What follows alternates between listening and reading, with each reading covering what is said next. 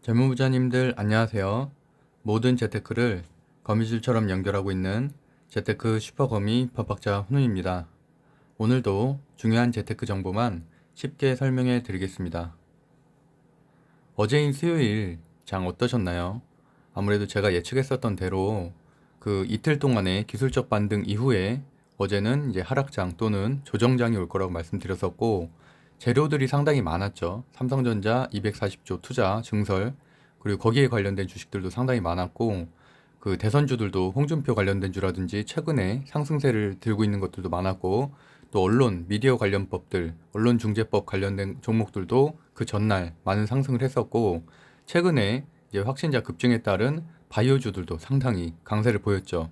그래서 제가 어저께 방송에서 말씀드렸던 대로 그 여기도 써 있는 것처럼 되게 많잖아요. 급등주 제가 풍년이라고 말씀드렸죠. 이러다 보니까 너무 많은 오히려 테마주들이 있는 것은 수급도 지금 이틀 동안 기술적 반등 이후에 수급이 적게 들어올 것이 뻔한데, 어떻게 보면 제가 이제 추세 전환은 아니라고 말씀드렸잖아요. 추세 전환이라는 거는 결국에는 코스피나 코스닥이 21선을 지수선에서 넘어야 되는데, 아직까지는 21선까지는 상당히 남았기 때문에 현재는 그렇게 보긴 좀 어렵고, 200일선에 닿은 이후에 지금 이틀 동안 반등이 있었던 기술적 반등으로 보는 게 좀 더 합리적인 해석인 것 같다고 말씀드렸었고, 그러다 보니까 다시 이제 횡보장으로 한동안 거닐 가능성이 높다 보니까 외국인 수급은 또 지금 잭슨홀 미팅이 이번 주 금요일에 있죠. 그러다 보니까 어떻게 보면 좀 눈치장 속으로 외국인 매수가 들어오지 않는 모양새가 있다 보니까 이렇게 급등주 테마가 많이 나뉘는 것은 사실 좋지는 않습니다.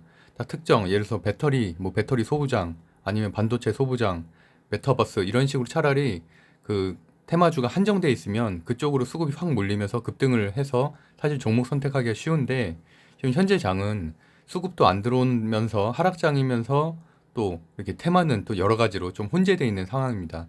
그래서 이렇게 매일 체크하는 게 중요하다고 생각을 하고, 그리고 제가 말씀드렸던 대로 제가 뭐 한 1년 동안에 지금 제가 수익을 벌어온 것들, 그리고 또 최근의 트렌드를 보면은 물론 단타 급등주 뭐 10%씩 상승하고 이런 주식들도 제가 매일매일 말씀을 드리겠지만, 그럼에도 불구하고 결국에는 스윙 관점, 최소한 중소형주들을 좀 중장기적으로 보유했었던 것들이 훨씬 더 큰 수익이 났다는 거죠. 뭐 에코프로 HN도 그랬었고, 오늘 많이 상승한 한국 BNC도 그랬었고, 그런 것들은 다 300%, 400%씩 상승을 했잖아요. 그러니까 오히려 그런 종목들을 잘 선택해서 잡는 게 더 중요하다고 좀 보여지고, 그런 것들은 그래도 아무래도 좀 테마성이 강하다 보니까 좀 부담스러운 분들은 그런 거 말고도 사실 우상향하는 기업들, 좋은 기업들이 상당히 많잖아요. 제가 어저께 설명드렸었던 반도체 소부장들도 지금 뭐 심텍서부터 시작해서 제가 추천드린 이후에도 5, 60% 최근에 한 달 동안 상승한 종목들도 많았죠. 아비코전자도 또 어제도 상승을 했었고. 그래서 어쨌든 그런 곳들, 뭐 대석전자도 최근에 상승세 좋고요. 오히려 이런 것들을 잘 매수를 해서 그냥 실적도 좋고 뭐 재무제표 다 좋고 하니까 마음이 일단 편안하잖아요. 그리고 또 고액을 넣을 수 있고, 고액을 넣을 수 있는 게 핵심이라고 저는 생각을 하거든요. 급등주 같은 경우는 저만 해도 1,000만 원 이하로 넣고요. 고액주 같은 경우는 예를 들어서 뭐 이녹스 첨단 소재 이런 곳은 4천만 원, 5천만 원도 넣을 때가 있어요. 뭐 카카오 같은 데는 뭐 제가 가진 돈의 거의 비중 많은 부분을 실어서 5천만 원 넣을 때도 있고요.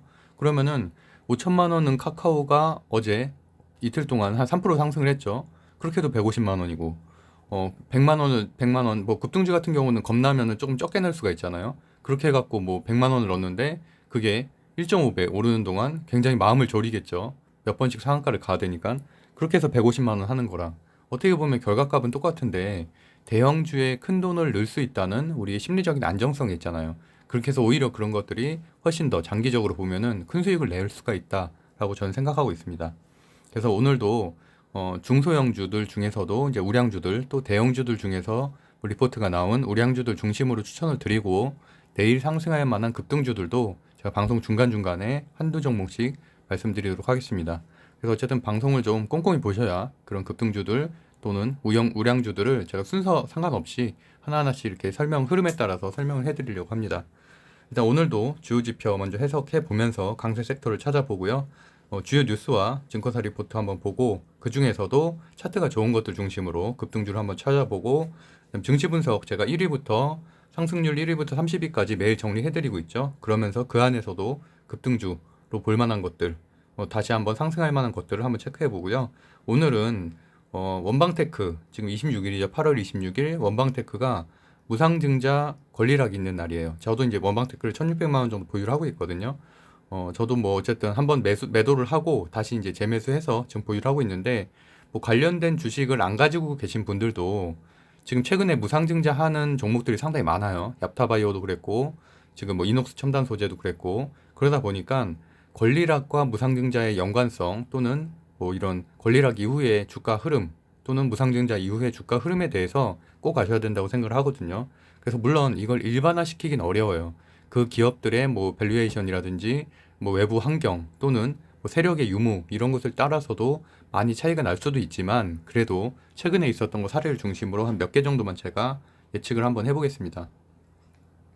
제가 요새 좀 이런 심정인데, 상승장 저희가 월요일 화요일은 겪어봤잖아요. 상승하는 날. 그리고 수요일 날 어제 겪어봤고, 지난주 내내 겪어봤는데, 사실 상승장 때는 코스피 뭐 한 1000종목 중에서 한 900종목이 상승하고 100종목이 하락하고, 반대로 하락장에서는 900종목이 하락하고 100종목이 상승하는 그 정도 추세거든요. 그러다 보니까 웬만한 종목들 선택해도 못 가는 경우가, 평상시였으면은 충분히 갈 수 있는 급등할 만한 테마주 그런 차트인데도 불구하고 못 가거나 제로 선물로 갑자기 이렇게 뭐 급락을 하거나, 대주주 매매, 어제도 지금 3일이 대주주 매매가 있었죠. 그런 일이 예상치 못했던 공시가 나면서 또 폭락을 하기도 하고, 그러니까 그런 일들이 발생하기 때문에 사실 지금처럼 장이 안 좋을 때는 휴대폰을 최대한 안 보는 게, 공부는 하되 휴대폰은 최대한 안 보고 매수를 좀 조심해서 하는 게 좋은 전략이라고 생각합니다. 제 방송을 말씀드렸던 것처럼 급등주, 소형주 같은 경우는 정말 소액, 뭐 한 주로 연습하셔도 돼요. 한 주 정도로만 연습하셔도 되고, 어쨌든 왜냐면 단타라는 건 정말 8번 성공해도 2번만 물리면은 손실이 엄청나거든요. 10%, 20%씩 날아가는 거는 일도 아니에요. 오늘만 해도 10%, 20%씩 급락한 주식들도 많았고요.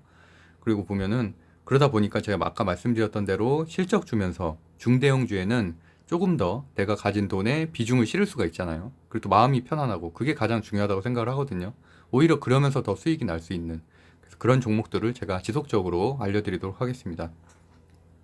어제 같은 경우도 지금 뭐 제가 원익 아이페이스, 유니셈, 원익 머트리얼즈, 하나 머트리얼즈, 그다음에 아시아나항공, 강원랜드, 뭐 이런 것들은 다 제가 현재 실적에서 더 앞으로 나올 것들이고, 위에 있는 네 종목은 삼성전자 240조 투자하는 그런 반도체 관련된 기업들 중에서도 제가 이제 좀 선별한 것들, 차트 좋고 재료들도 좀 괜찮은 것들 중심으로 선별한 것들이고, 그다음에 아시아나항공, 강원랜드, 뭐 이 정도는 거기다 이제 CGV까지 추가해서, 이거는 위드 코로나, 지금 우리가 백신 접종률이 70%가 넘으면 위드 코로나를 선언할 가능성이 높죠. 지금 어제 이제 질병관리청에서 그런 비슷한 얘기를 했고, 그러다 보니까 이 콘택트주를 이제는 매수할 때가 됐다라고 제가 말씀드렸고, 물론 어제는 확진자 수가 또 2,000명을 넘긴 했지만 크게 밀리지 않았어요, 콘택트주들이. 그러다 보니까 이제 매수할 때가 됐다고 생각을 했고, 특히나 이번 주에 차트가 좋은 것은 아시아나항공이라고 말씀드렸고, 이제 아시아나항공이 장중 한 3% 후반까지 상승을 하면서 마무리가 됐습니다. 강원랜드도 1% 정도 상승을 했고요. 그리고 삼성전자 보시면은 이제 반도체 수혜 기업들 제가 정리를 해드렸는데, 뭐 너페스도 있고 테스나도 있고 다 좋긴 한데, 저는 그 중에서 그래도 뭐 일단 하나 머티리얼즈를 좀 좋게 보고 있고, 그다음에 원익 IPS 같은 거 일단 인지도가 상당히 좋으니까, 그다음에 그 대신에 단점은 대형주라는 단점이 있죠. 요새는 이제 중소형주가 아무래도 상승률이 훨씬 더 좋으니까. 그리고 이제 나머지 기업들도 물론 다 좋은데 장단점이 있기 때문에, 저는 어저께 방송 궁금하신 분들은 보시면은 제가 이 기업들 중에서 몇 군데 선정을 한 이유들, 그리고 뭐 재무제표라든지 이런 것들 간단하게 정리했으니까 보시면 될 것 같고요. DDR5도 여전히 강하죠. 그래서 오늘도 대덕전자가 이렇게 5% 이상 상승을 했고, 뭐 여기 DDR5 관련해서 제가 벌써 한 달 반 전쯤에 정리를 해드렸고, 방송에서 뭐 심택 같은 경우는 그 당시에 좀 강력하게 추천을 했었죠. 아비코전자도 최근에도 한번 또 추천을 했었고, 일요일 날에도. 그래서 어쨌든 그렇게 좋은 주식들, 그러면서도 급등기가 있는 주식들을 중심으로 매수를 해두면은, 사실은 같은 섹터에서도 재무제표가 딱 너무 재무제표만 중요한 건 아니거든요, 분명히. 재무제표는 이런 주식들보다 더 좋은 것들도 많아요. 근데 어쨌든 차트에서 급등의 끼가 있는 종목들을 가지고 있으면 확실히 수익률이 다르다라고 말씀드릴 수 있을 것 같고요. 그래서 어쨌든 결과는 이렇게 됐는데, 어쨌든 아시아나항공은 거의 4% 정도 상승을 했고, 뭐 강원랜드 뭐 이런 식으로 상승을 했는데, 어쨌든 이 종목들은 단기 매매 뭐 이렇게 4%가 상승을 했다고 저도 매수를 하고 있는데, 아시아나항공 팔지 않았거든요. 뭐 물론 조정 올 수도 있죠. 하루 이틀 더 빠질 수도 있고 다시 올라갈 수도 있는데, 어쨌든 뭐 저는 이 종목들을 한 달 이상 보유할 생각으로 지금 가져가는, 그래서 이제 그런 종목들이 마음이 편하다는 거죠. 단타 매매하는 것보다는. 그리고 아지텍 WB 같은 경우도 어저께 좀 밀리긴 했지만 추가적인 상승 여력이 있을 것이라고 봐서 좀 보고 있습니다. 뭐 한국 BNC나 이런 것들도 보면 차트 보시면 거의 한 20% 30% 빠졌다가 다시 이제 급등을 해서 신고가를 달성하기도 했죠. 그렇게 이제 끼가 있는 종목들이 사실은 큰 수익을 가져다 줄 수 있습니다. 그만큼 뭐 리스크도 있죠. 네. 일단 주요 지표 먼저 보면은 확진자 수가 이제 2,155명, 뭐 상당히 많이 나오긴 했는데, 그러다 보니까 또 오늘 원격 진료 관련된 주식들 중에서 좀 새로운 종목들이 상승을 했고, 바이오주가 여전히 강했어요. 그럼에도 불구하고 외국인 수급도 잭슨홈 밀팅 때문에 안 들어오고 있고, 이렇게 전체적으로 시장이 조정 또는 하락장이다 보니까 결국엔 테마주도 좀 못 가는 경향이 있거든요. 그만큼 뭐 테마주의 성공률도 좀 낮다고도 볼 수 있죠. 그래서 그런 부분도 좀 염두하시면 좋을 것 같고, 내일은 오히려 확진자 수가 좀 줄었어요. 그래서 한 1900명대 정도로 예상이 되고요. 그러면 어떻게 보면 다시 기존에 좀 잘 가던 테마주들이나 실적주들이 상승할 가능성이 높죠. 그리고 제가 그 어제도 위드 코로나 관련돼서 이제 말씀을 드렸었잖아요. 이 부분인데, 국민 70% 접종 때는 위드 코로나 검토할 수 있다. 이게 이제 감소세 전환기점. 결국엔 위드 코로나라는 거는 뭐 예전에 백신 여건에 대한 이슈들도 나왔지만, 결국에는 뭐 지금 현재 영국처럼, 영국 같은 경우는 지금 프리미어 비그 이런 축구 경기 볼 때 다 마스크를 안 끼잖아요. 백신 접종자 또 많다 보니까. 그래서 이제 우리나라도 한 70%가 달성되는 지점이 추석이 좀 지난 지점 정도가 되다 보니까, 그때부터는 아무래도 이런 일반적인 생활에 있어서 물론 마스크는 끼겠지만 그래도 훨씬 더 제한이 덜할 거다. 사회적 거리두기도 현재 4단계지만 오히려 이런 것들을 3단계, 2단계로 낮출 가능성이 높다.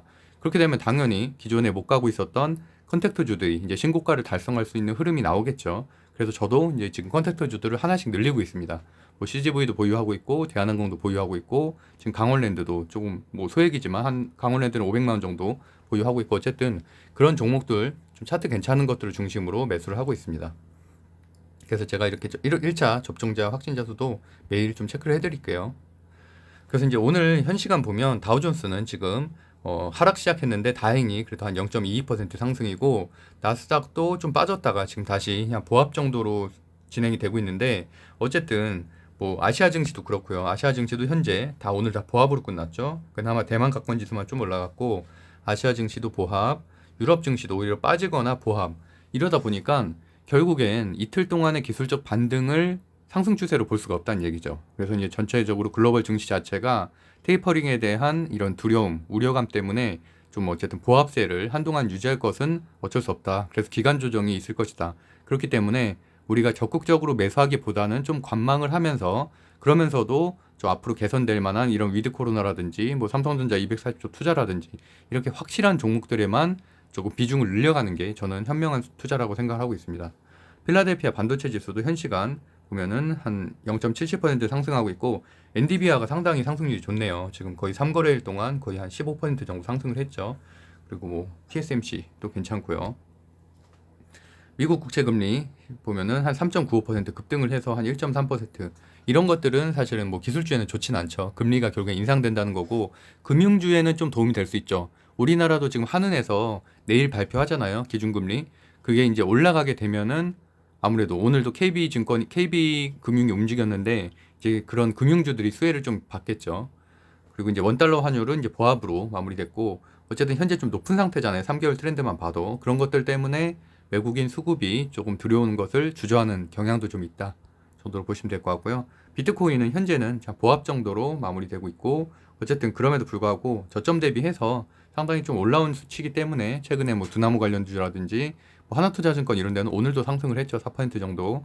그래서 이런 흐름들도 보시면 좋을 것 같고, 결국엔 업비트, 뭐 빗썸 이런 메이저 거래소, 제가 그 당시에 5월 달에도 이 방송을 하면서 여러 번 말씀드렸는데, 그 메이저 한 네다섯 곳 빼놓고는 다 정리될 거기 때문에, 그렇게 되면은 오히려 이 메이저 종목을 가지고 있는, 지분을 들고 있는 하나투자증권이나 우리기술투자 뭐 이런 것들이 좀 더 수혜를 받겠죠. 받고 그 약간 알트코인 뭐 이런 김치 코인이라고도 하죠. 그런 저가형 코인에 들어가 있었던 돈들은 다 정리될 것이기 때문에 그냥 화폐 거래소 자체가 폐지가 되잖아요.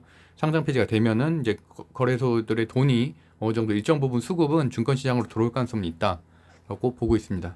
왜냐면 예전만큼 변동성이 없기 때문에 비트코인 뭐 우리가 뭐 200배, 300배 수익 내는 그런 이제 기적 같은 일들이 이제 없어지는 거죠. 어떻게 보면 다 이제 철저하게 관리가 되다 보니까. 그래서 하나의 자산 시장으로서 인정을 받는 대신에 그만큼 과거에 급등했었던 수요는 그냥 전설로서 남는 거죠. 그래서 이제 그런 수요와 돈은 결국엔 증권시장으로 다시 돌아올 것이다. 그래서 저는 증권시장이 계속 어느 정도는 현상 유지가 될 것이다. 뭐 박스피를 갈지라도 하락으로는 가지 않을 것이다라고 보고 있습니다.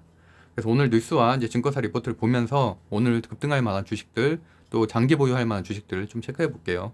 골드만삭스에서 이제 미국 테이퍼링 11월 달에 공식화 확률을 좀 더 높였다.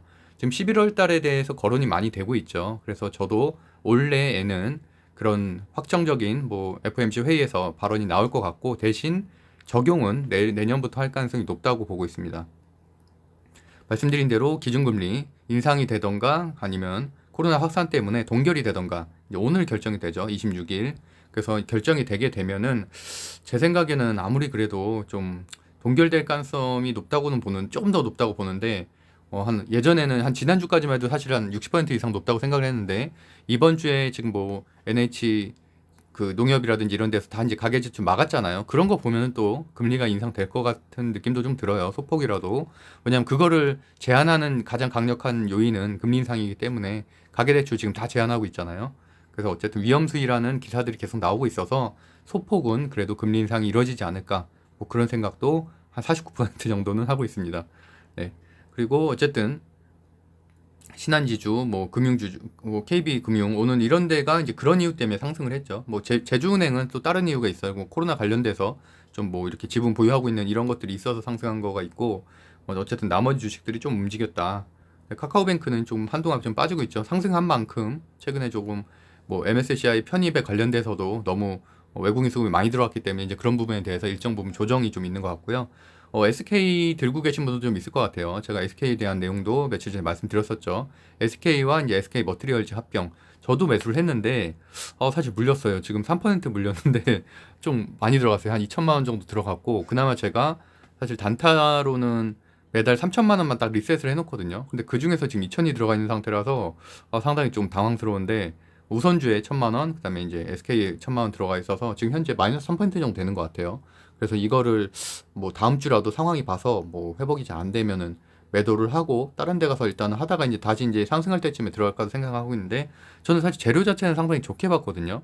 왜냐면 SK 머티리얼즈가 상당히 매출도 잘 나오고 좋은 기업이었고 명분은 참 좋아요. 뭐 SK에서 물론 뭐 이런 승계라든지 이런 거 관련된 내용도 있었지만 그거보다는 SK가 워낙 현금 유보율이 좋잖아요. 현금이 많다 보니까 뭐 투자할 때도 SK 머티리얼즈 가지고 있으면서 그쪽으로 확충에 대한 투자라든지 어떻게 보면 좀 사업회사 성격도 같이 뛸 수 있다고 생각을 해서 상당히 좋다고 봤는데 시장은 그렇게 반응을 안 하더라고요.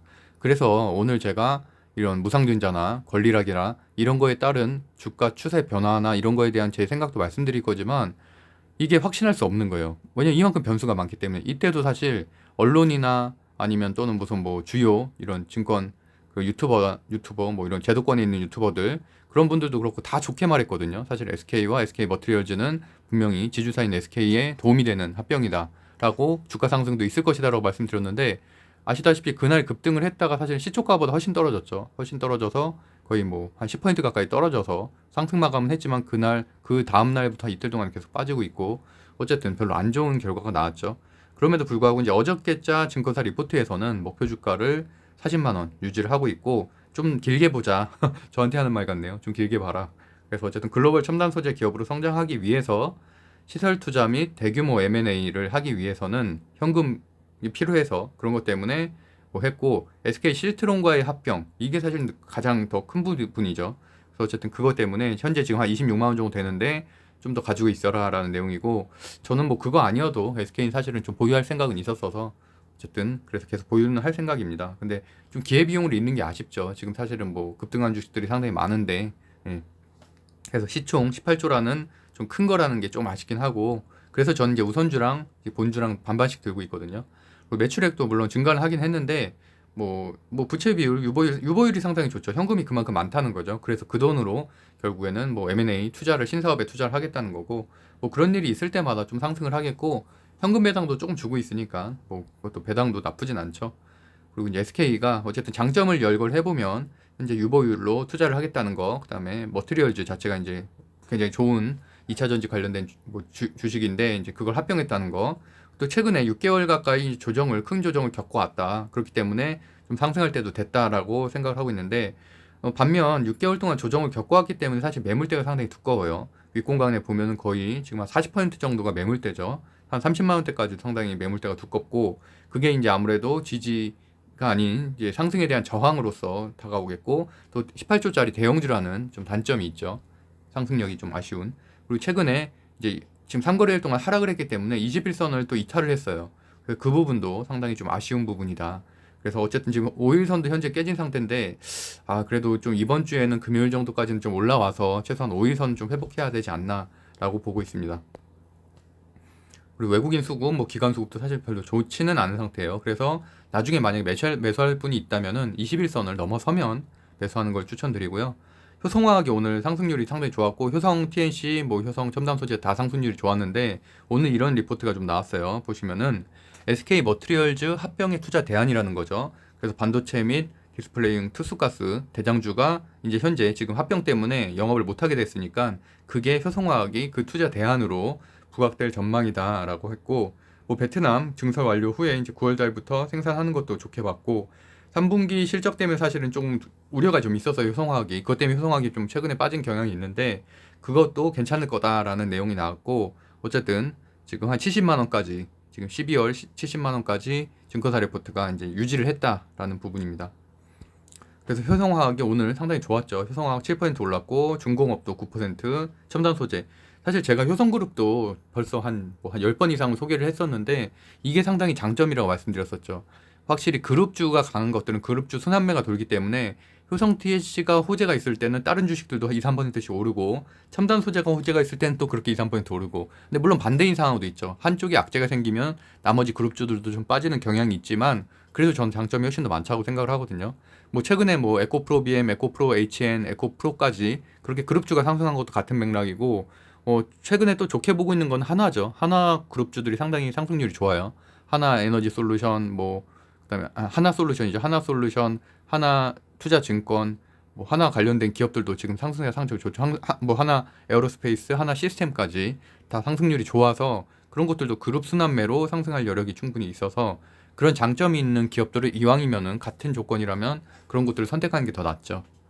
그리고 제가 이제 하나머트리얼즈 어제 그 반도체 240조 투자 기업 그 수혜주로 하나 뽑은 건데, 오늘도 증권사 리포트가 이렇게 7만 1,000원 상향 조정하는 리포트가 나와서 제가 소개를 간단하게 해드릴게요. 3분기 흑자 전환 시작이 될 전망이다. SIC에 대해서. 그리고 영업이익도 이렇게 상당히 좋게 나오고 있고, 리포트는 지금 이게 SK 리포트이기 때문에 한번 찾아보실 분들은 보시면 될 것 같고, 어제자 리포트거든요. 그래서 어쨌든 목표 주가가 42% 상향 조정돼서 7만 1,000원으로 됐다. 저도 어저께 종가에 담았어요. 종가에 한 1,000만 원 정도 하나 지금 머트리얼즈를 이제 담은 상태입니다. 물론 그래프가 제가 가장 강하다고 말씀드렸죠. 우상향한 추세였고, 최근에 이제 삼성전자 때문에 좀 빠지긴 했지만 그래도 괜찮은 상황이었다. 계속 보시는 것처럼 이것도 지금 고화질로, 아마 아침 정도면 고화질로 보이실 거예요. 그래서 한번 확대해서 매출액 증가율, 연간 실적 주의 천망 이런 것들 한번 체크해 보시면 좋을 것 같아요. 그리고 페노션도 제가 최근에 좀 좋게 보고 있는데, HMM도 최근에 다시 반등을 시작을 했고, 사실 전 가치주는 현재 조금은 좀 보류를 하고 있는 상태죠. 제 유보를. 그러니까 둘 중에 하나, 성장주와 가치주 둘 중에 하나만 선택하라면 저는 무조건 성장주고, 가치주는 최근에 뭐 5월 달에서부터 7월 달까지 굉장히 급등을 했잖아요. 근데 그 정도 상승세는 한동안은 좀 찾기 힘들 것이다. 왜냐면 사실 리포트들이 안 좋은 게 상당히 많거든요. 그래서 여기도 보면은 페노션이 물론 매수가를 현재 유지하긴 했지만, 여기도 보시는 것처럼 시장에 대한 우려감들이 좀 있어요. 해운업에도. 그리고 마찬가지로 철강업에도 마찬가지고, 여기도 보면은 중국의 조강 생산 감소, 그다음에 용선의 원가 상승에 대한 내용인데, 이런 것에 그럼에도 불구하고 뭐 실적이 괜찮을 거다라고 여기에서 회사 측에서 설명을 했다. 그래서 2023년까지 실적이 좋아질 것이다라고 본인들이 설명을 했다는 내용이 있고요. 어쨌든 뭐 최근에 차트도 상당히 좋은 편이어서 우상향하고 있는 차트고, 최근에 하락장에서도 크게 밀리지 않았어요. 하락장에서는 사실 그것도 되게 중요하거든요. 하락장에선 밀리지 않는 종목들 있잖아요. 빨간색인 종목들. 그러니까 결국엔 아까 말한 대로 1000종목 중에서 900종목이 하락을 하고 있는데 100종목 정도가 상승을 하고 있으면 종가 기준으로 봤을 때 빨간색으로 보이는 것들만 좀 체크를 해놔야 돼요. 그 중에서도 내가 좀 관심 평소에 있었던 분야에서 그런 종목들이 오래 갑니다. 그래서 페노션도 마찬가지로 이따 차트를 뭐 보여드릴 수 있겠지만 상당히 잘 버텼죠. 잠깐 한번 볼까요? 페노션 차트.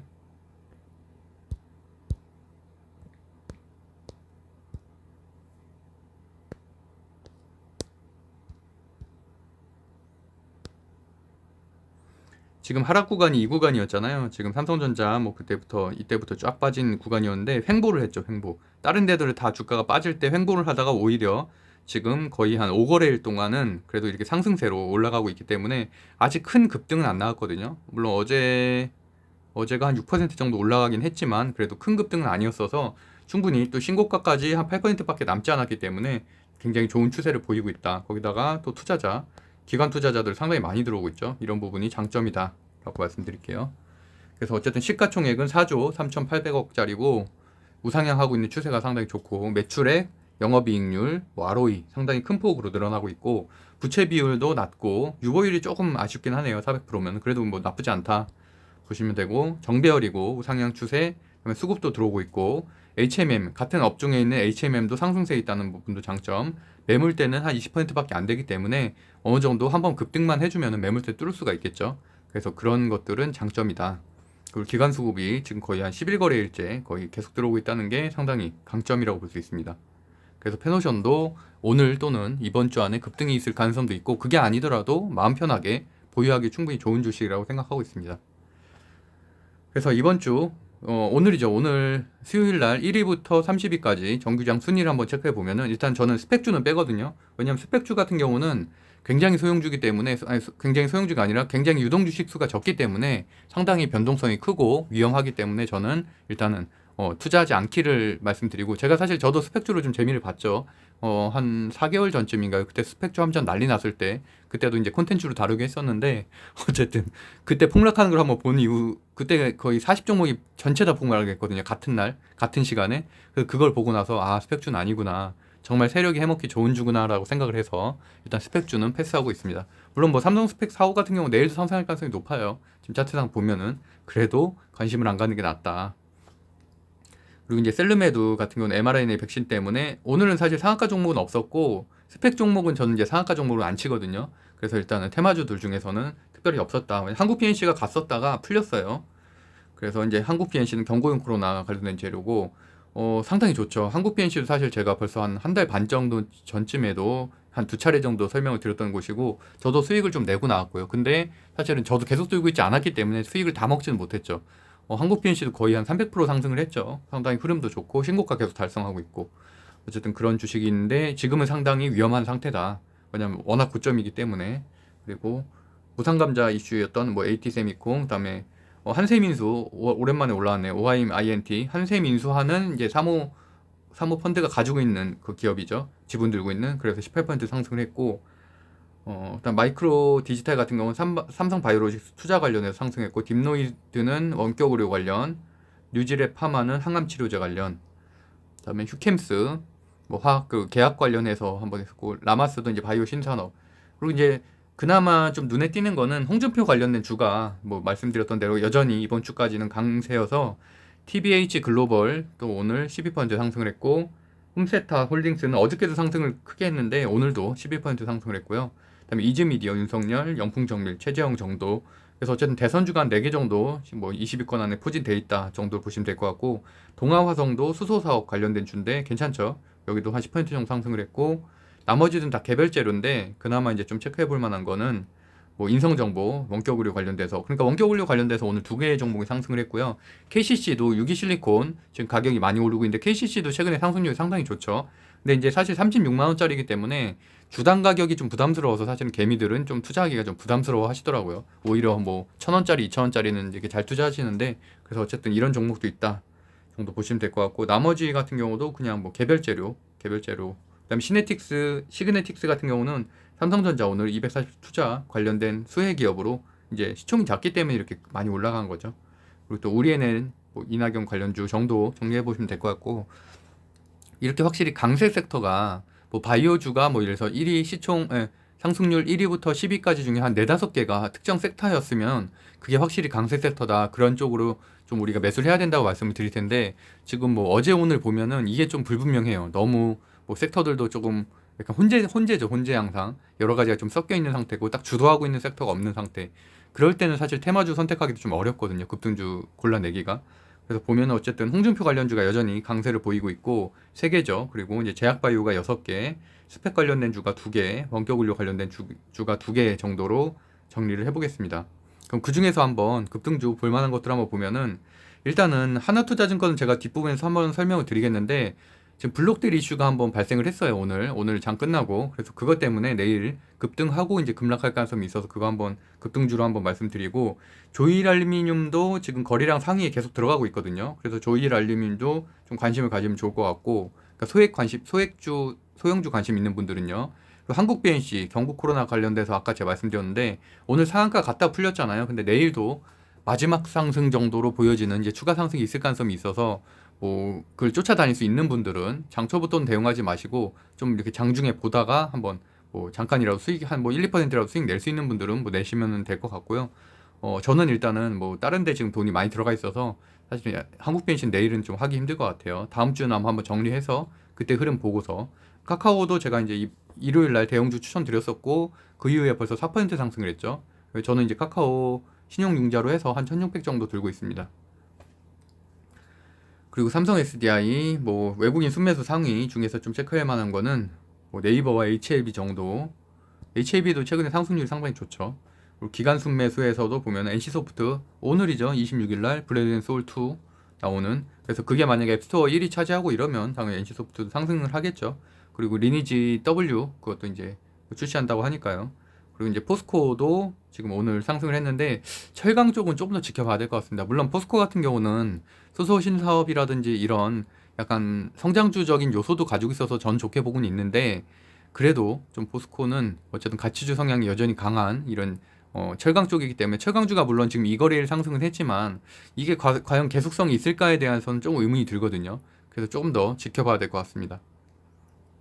그리고 오늘 급등주로서 또 하나 말씀드릴 만한 종목은 제가 한 3일 전에도 한번 말씀드렸었는데 인터파크, 지금 3일 전 이후에도 계속 꺾이지 않고 흐름이 괜찮게 유지되고 있고 매출도 좋게 나왔었죠. 2분기 실적 괜찮게 나왔고 해서 저는 이제 앞으로 한번 급등할 가능성이 좀 있다. 뭐 사실은 SMCNC와 같은 입장이죠. 인터파크는 재료가 여전히 살아있고 인수합병 이슈, 그리고 정배열이고 이제 5거래일째 상승하고 있는 강한 추세, 그리고 위에 매물대가 없다는 장점이 있고 수급도 현재 지금 다시 들어올리고 있다. 근데 다만 아쉬운 점은 이제 2달 동안 66%나 급등을 했기 때문에 사실 좀 고점이고, 그다음에 재료 소멸이 어느 정도 좀 임박해 있다. 계속 어떻게 보면 사실은 그렇잖아요. 재료라는 거는 나만 알던가 소수가 아는 게 사실 진짜 재료인데 모두가 다 알고 있잖아요. 전 국민이 다 알고 있고 벌써 언론 보도화 된 것도 상당히 많고 이러다 보니까 이제 재료 소멸이 거의 끝까지 왔다. 그래서 이제 좀 조심은 할 때다라고 보고 있고요. 그나마 그래도 어제 외국인 50만 주, 57만 주, 기관 10만 주 프로그램 매매가 들어오면서 좀 강한 흐름을 보이고 있어서 이번 주 안에 또는 오늘 안에 급등할 가능성도 있다. 라고 관심 종목에 넣어놓고 보시면 될 것 같고요. 하나투자증권 말씀드린 대로 아쉬운 거는 이제 시총 1조짜리인데 1조짜리 치고는 사실은 뭐 조금 뭐 아쉽죠. 뭐 영업이익률이 좀 낮고 이러다 보니까 그래도 매출은 뭐 괜찮고요. 2조가 넘게 나오니까. 근데 부채 비율 높고 이제 유보율이 낮다는 것들, 그리고 매출액은 이번 그래서 3분기에는 이제 1분기에는 증가 추세였는데 2분기 때 매출이 아직 발표가 안 났죠.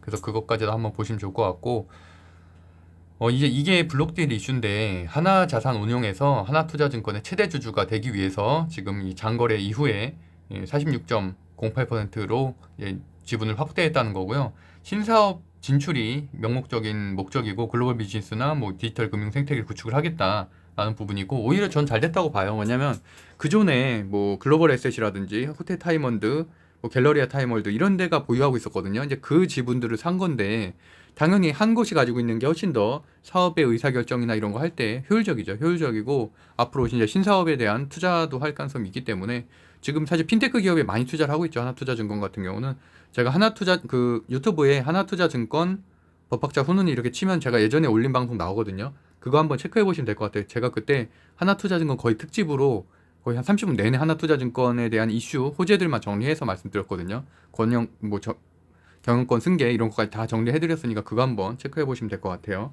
그리고 현재 3거래일째 상승을 하고 있고 가상화폐 수급이 가상화폐가 최근에 비트코인 말씀드린 대로 좋잖아요. 그러다 보니까 관련된 우리기술 투자라든지 하나투자증권 우선주, 그다음에 하나투자증권이 급등을 했었고 하나투자증권 우선주 같은 경우 이틀 전에 상한가를 갔죠.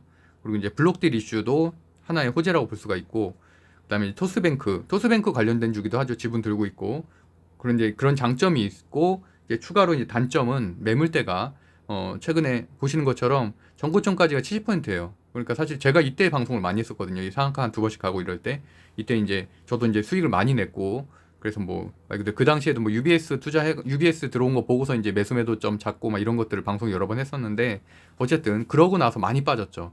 많이 빠져서 저도 지금 들고는 있는데 마이너스 7%예요. 마이너스 7%고 그 당시에 사실은 몇천 수익 냈을 때 그냥 끝냈어야 됐는데 또 마지막에 한 1,000만 원 사가지고 그게 한 3개월 물려 있어요. 지금 물려 있고 지금 다 거의 다 회복됐네요. 7% 마이너스 7%니까 그래서 아마 오늘 마무리할 수 있지 않을까 싶습니다. 오늘 급등을 하고 좀 급등하면 정리를 하려고 생각을 하고 있어요. 물론 추가적인 상승 여력은 있다고 보는데 왜냐하면 저 고점 대비해서 너무 낮은 수치고 앞으로 이제 사업 회사로서 더 올라갈 가능성도 있죠.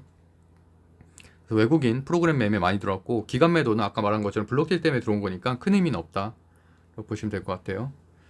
카카오뱅크 상당히 이번에 잘 됐잖아요. 말 그대로 상장 이후에도 주가 상승률이 좋고 그렇기 때문에 이제 토스뱅크에 관심을 가질 수밖에 없는데 토스뱅크 여기 써 있는 것처럼 토스뱅크가 당장 상장하기는 어렵지만 모기업인 비바리 퍼프리카는 예상보다 빠른 시간 내에 상장할 수도 있다. 오히려 저는 이게 가장 좋다고 보거든요. 당장 상장하는 건 금방 재료 소멸돼요. 쿠팡 상장하고 나서 관련된 동방이라든지 뭐 KCTC 뭐 이런 다 이렇게 폭락한 거나 마찬가지죠. 근데 오히려 이렇게 마켓컬리도 그렇고 토스도 그렇고 이렇게 남아있다는 게 좋은 거죠. 아기상어 삼성출판사 이런 데도 그렇고 그러면 지속적으로 끌고 갈 수 있는 재료가 있는 거니까.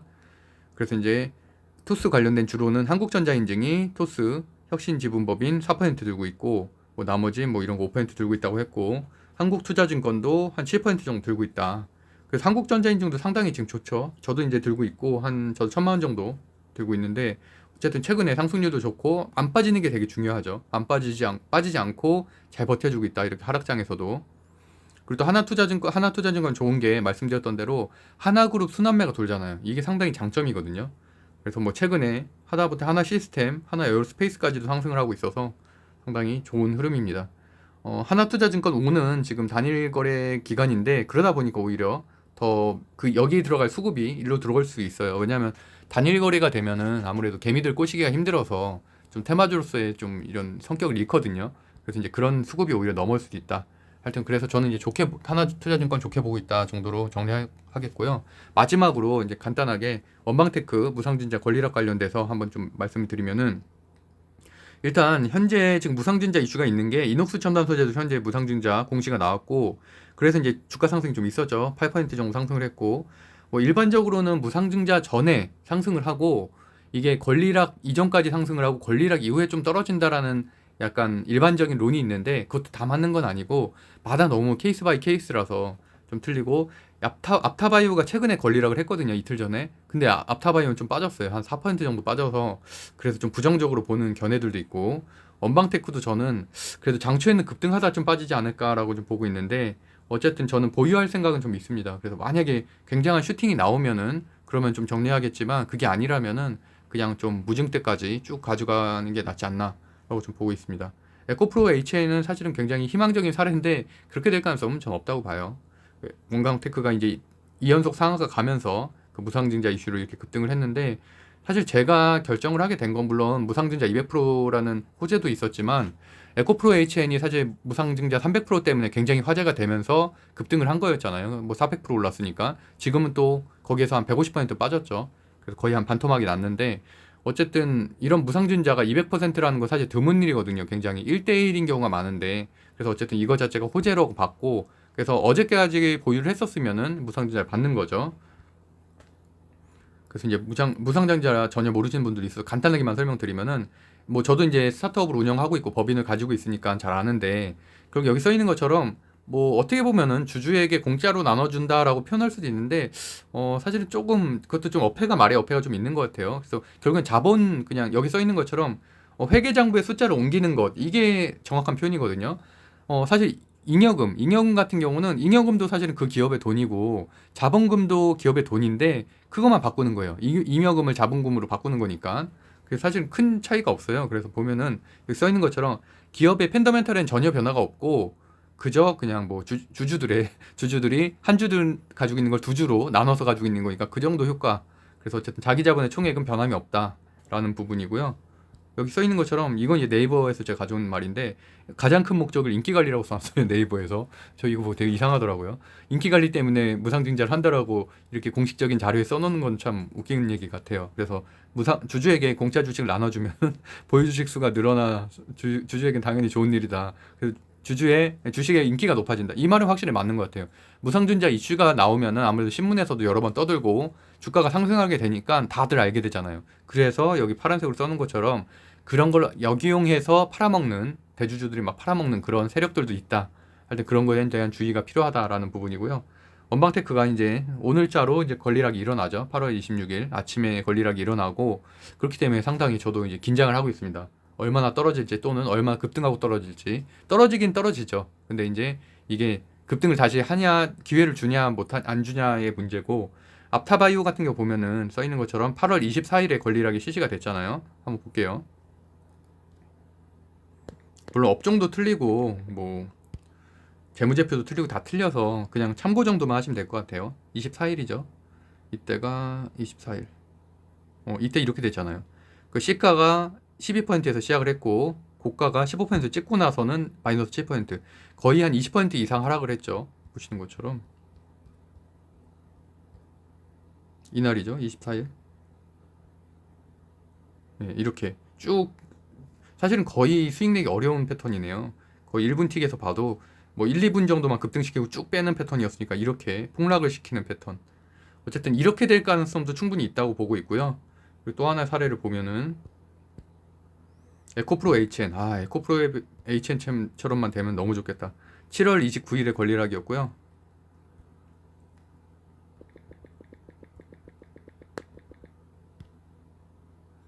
진짜 그래프 환상적이죠.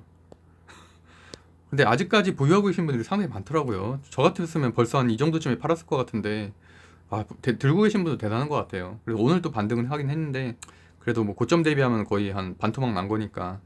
7월 29일이었나요? 7월 29일. 7월 29일. 이때네요. 이때는 오히려, 이때가 상한가를 갔어요. 맞아요. 권리락을 했는데, 이게, 그래서 제가 정확히 기억을 하는 게, 모 증권사에서 이렇게 표현을 하더라고요. 착시 효과다, 이거는. 말 그대로 권리락이라는 게 떨어지잖아요. 지금 여기 같은 건 3분의 1로 떨어졌잖아요. 그러니까 한 주당 3개를 줬으니까. 그러다 보니까 원래는 10만 원짜리 주식인데 3만 원, 3만 3천 원이 되는 거잖아요. 어떻게 보면은 약간 F난 것처럼. 그래서 그것 때문에 사람들이 이 주식 요새 너무 잘 나가는데 싸다라고 착각을 해서 많이 매수를 했다는 거예요. 그래서 어쨌든 상한가를 갔어요. 그러니까 이런 경우는 상당히 드문 경우죠. 그리고 또 그 다음 날은 또 이렇게 많이 하락을 했고 11% 빠졌고, 그 다음 날도 4% 빠졌고, 그 다음 날 그러니까 사실 상승분 다 반납을 한 거예요. 그래서 어떻게 보면 사실 이날 파는 게 이분들 입장에서는 좀 긍정적이라고 볼 수 있는데, 그 이후에도 이렇게 상승을 했거든요. 근데 사실 이거는 저도 예측을 못했어요. 저는 이때 한번 들어갔다가 한번 이때쯤에 나오긴 했는데, 사실 이것까지 예상 못했어요. 이때는 진짜 너무 많이 했고, 그때 오히려 이때는 경고 방송을 제가 했죠. 다 빼야 된다고. 그러고 나서 이렇게 됐죠. 이 방송은 에코프로 HN 법학자 훈훈이 치면은 유튜브에 나옵니다. 그때 제가 정리해야 된다고 말씀드렸었어요. 차트 거래량 실린 하락이고 또 차트상으로도 안 좋으니까 빼야 된다고. 근데 어쨌든 그렇게 됐습니다. 그래서 결론적으로는 사실 뭐 원방테크도 딱 어떻다라고 말하기는 힘든데, 제가 이제 간단히 추론을 해보면은 일단 권리락에 대한 착시 효과 때문에 상승할 수는 있는데, 그리고 급등한 후에 아까 앞타바이오처럼 하락할 가능성이 높다. 그리고 이제 무상증자 어쨌든 200% 이슈잖아요. 그리고 또 외국인 수급이 지금 최근에 좀 들어오고 있다는 건 장점이다. 오늘도 좀 들어오긴 했어요. 근데 어쨌든 권리락 후에 급등 후에 급락할 가능성이 저는 좀 더 그게 높게 보고 있어요. 그러니까 사실 최근에 패턴도 별로 좋지는 않았거든요. 상한가 2번 한 이후에는 계속 흐르는 패턴이었기 때문에 사실은 좀 이렇게 차트 자체가 수급이나 차트가 이렇게 좋다고는 보고 있진 않아요. 저도 물론 들고는 있지만. 그리고 매출액도 그렇고 사실 제일 아쉬운 게 이 부분인데 이것 때문에 사실은 많이 하락했다는 추측들이 좀 있죠. 원방테크가 작년 대비해서 매출도 괜찮았었는데 올해 들어서 2분기 매출이 사실 안 좋게 나왔어요. 그래서 여기 써 있는 것처럼 전년 동기에 비해서 47%, 83% 감소한 수치. 이거 발표되고 나서부터는 주가가 쭉 빠지기 시작을 했거든요. 그래서 이제 뭐 본인들 설명으로는 하반기부터 공사가 순조롭게 진행되고 삼성전자 평택라인 클립룬이 뭐냐면은 반도체 할 때 왜 이렇게 막 이렇게 무슨 환자복이 아니라 뭐라고 하죠? 우주선복 같은 거 입고서 왜 들어가잖아요. 이제 그거 할 때 필요한 그거거든요. 그래서 음압병상이나 이런 코로나 관련된 걸로도 하고 가장 중요한 건 이제 배터리 관련돼서 최근에 이제 2차 전지용 드라이룸 하여튼 이런 것들을 하는 업체이기 때문에 저는 반도체에 대해서 공부를 하신 분들은 잘 알겠지만 반도체 지금 증설하게 되면은 클린룸 무조건 필요하거든요. 2차 전지도 마찬가지고 사실 저는 그것 때문에 선택을 했어요. 200% 무상증자도 있었지만 그 업종 자체가 저는 좋다고 봤고 여기도 이제 상장한 지가 2년밖에 안 된 기업이어서 앞으로 더 상장할 수 있을 거라고 생각을 해서 투자를 했는데 생각보다는 지금 주가가 많이 빠졌어요. 주가가 벌써 한 고점 대비하면 20% 가까이 빠졌으니까. 그래서 어쨌든 저는 일단은 보유를 할 계획이다. 그래서 8월 19일 투자 경고 종목 지정받은 것도 있는데 사실 이것 때문에 못 가는 경향도 좀 있거든요. 그래서 이게 풀리는 게 거의 8월 말이니까 이거 풀리고 나면 좀 더 올라갈 수 있지 않을까라고 좀 생각을 하고 있습니다. 그래서 어쨌든 오늘 좀 간단히 정리를 해보면 일단 잭슨홀 미팅이 내일이기 때문에 그 테이퍼링 이슈에 대한 눈치장이 계속되고 있다. 그것 때문에 외국인 수급이 안 들어온 이유도 있고요. 그다음에 어쨌든 미국 증시가 현 시간 다우가 소폭 반등했지만 나스닥은 보합으로 마무리됐고 그러니까 현재는 어쨌든 뭐 미국 정치 때문에 우리나라가 올라갈 일은 현재로서는 없다는 거죠. 보합으로 지금 마무리가 되고 있으니까. 그리고 또 최근에 어쨌든 소형주, 1조 미만의 소형주가 강세기 때문에 특히나 반도체, 엔터주, 뭐 대선 관련된 주들이 개별주로 좀 상승을 하고 있다. 그래서 같은 업종이라면 중대형주보다는 소형주에 투자하는 게 상승률은 더 좋다라고 정리할 수 있을 것 같고요. 그래서 이제 일단 저는 스윙을 좀 더 선호를 드리는데 제가 사실 7월, 8월까지 계속 지금 단타 종목을 급등주를 매일매일 설명드리면서 뭐 그래도 거의 다 맞았죠. 한 90% 이상 제가 쇼츠에도 계속 기록을 남기고 있지만 근데 이제 저도 말씀드렸던 것처럼 부담도 되고 지금 장이 안 좋다 보니까 사실 틀릴 때도 좀 생기더라고요. 점점. 그러다 보니까 그런 거에 대한 부담도 있고 매일 급등주 찾는 것도 사실 쉬운 건 아니거든요. 차트 하나 사실 다 봐야 되고 강세 섹터 다 분석해야 되고 이러다 보니까 저도 조금 본래 원래 취지는 사실 저도 대형주, 중대형주만 하던 사람이었는데 제가 7월 달부터 이런 단타 소형주를 하기 시작한 거거든요. 테마주를. 그래서 그러다 보니까 조금 주객이 전도된 느낌이 들어서 그리고 실제 수익은 더 대형주에서 더 많이 나요. 뭐 카카오라든지 최근에도 셀트리온 제약에서 한 300만 원 수익 났고 오히려 그렇게 셀트리온 제약처럼 믿을 만한 주식에 돈을 많이 넣고서 그렇게 뭐 단기간에 수익을 크게 내는 것도 하나의 방법이라고 보고 있어서 근데 제가 이제 물론 그런 말씀 드렸죠. 하락장에서는 그나마 좀 급등하는 주식들 뭐 10% 이상 수익 낼 수 있는 거는 소형 테마주기 때문에 사실은 그런 방송을 시작했다고 말씀드렸지만 그래도 어쨌든 취지 자체는 제가 저평가된 우량주들 원래 뭐 지금 제가 7월 전까지 방송하는 건 계속 그런 거였으니까 물론 지금도 일요일에는 매주 일요일엔 대형주 중심으로 말씀드리고는 있죠. 그래서 어쨌든 그런 것의 비중을 수익 관점에서 좀 보유할 만한 비중들을 좀 더 높여가겠다. 그러니까 매일매일 단타하는 것보다는 그런 종목들을 발굴해서 장기 보유하면서 뭐 장기 보유도 아니죠. 사실은 한 달 뭐 아니면 1, 2주 그렇게 보유하면서 급등이 있을 땐 팔고 또 뭐 급락이 있을 때는 뭐 사고 뭐 이런 식으로 하는 식으로 진행을 하겠습니다. 네, 제가 운영하고 있는 네이버 카페 젊은 부자들에서 9월달 재테크 스터디를 모집하고 있거든요. 이거 못 찾겠다는 부분이 있어서 모바일로 보시면요. 젊은 부자들 치시면 네이버 카페 탭에서 쳐도 되고요. 아니면 여기서도 보면은 뭐 김미영 씨 이거 나오고 그 다음에 여기거든요. 이 가운데 지금 카페 여기 들어가시면은 정규반 신청 안내가 있어요. 그냥 이거 같이 공부하는 스터디고요. 뭐 온라인으로 미션 수행하고 그다음에 제가 한 달에 한 번씩 재테크 강의하는데 그 건대입구점 서울의 건대입구에서 제가 운영하는 카페에서 강의를 해요. 그런 것도 뭐 오실 수도 있고 아니면 유튜브 라이브로 보실 수 있고 하니까 어쨌든 한번 보시면은 좋을 것 같고요. 주식 투자뿐만이 아니라 뭐 부동산 경매도 하고 아파트 청약 이런 다양한 스터디들을 하고 있는데 최근에는 사실 4단계라서 막 오프라인 스터디가 그렇게 막 대단하게 열리진 않고 현재는 온라인은 기본적으로 원래 하던 거니까 그거 중심으로 하되 이제 오프라인 스터디도 4단계 이제 어쨌든 지금 제가 말씀드린 대로 위드 코로나 한다니까 그렇게 되면 아무래도 오프라인 스터디가 훨씬 더 많이 늘어나겠죠. 뭐 독서 모임 같은 것도 늘어나고 관심 있는 분들은 한번 찾아보시면 될 것 같습니다.